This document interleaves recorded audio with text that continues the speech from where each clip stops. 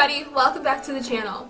And if you don't know who I am, my name is Ashleigh Marie. I am a lifestyle vlogger here on YouTube. I have my own channel where I vlog about my life, my family, hauls, just all kinds of stuff. I post every Friday, and I'll make sure to put a link to my channel in the description box below. And this month, Shift.ms invited me to take over their channel. Yeah. So if you missed last week's video, make sure to check it out when you're done with this one. I'll link it in the description box below. So I am a mother to a really fantastically smart and amazing and crazy little 2-year-old girl.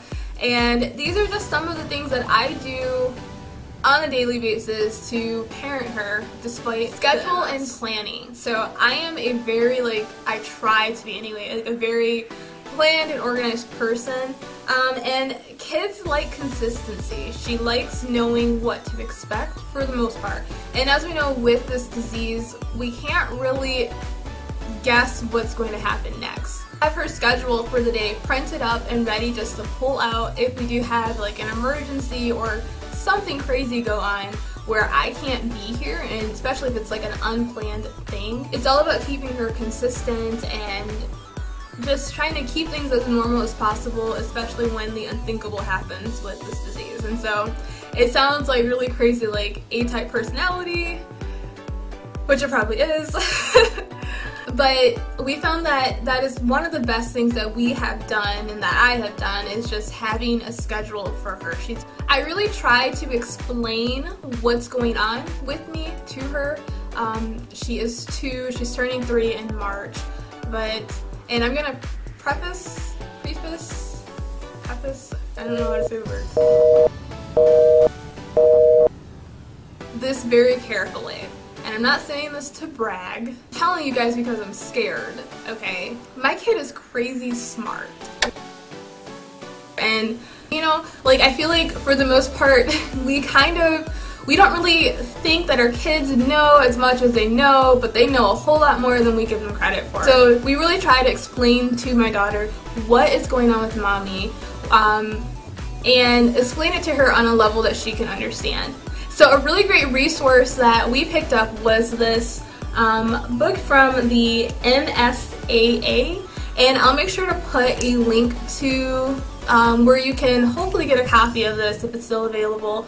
But it's just a little kid's book explaining multiple sclerosis on a level that they can kind of understand.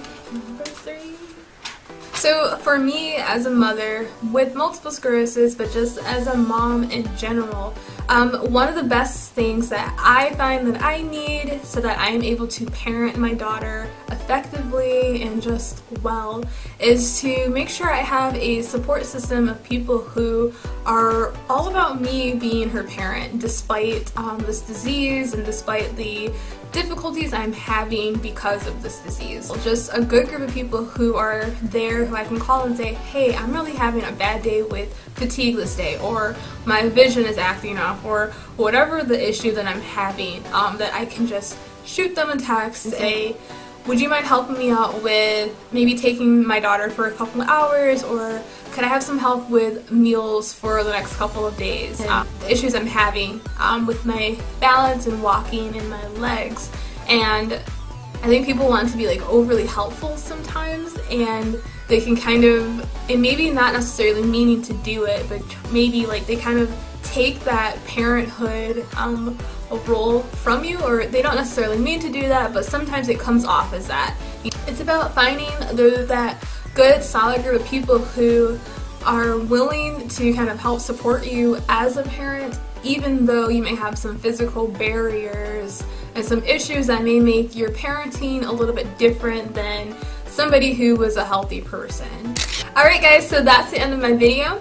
In the comments below, I would love to read some of your tips and tricks for parenting with multiple sclerosis.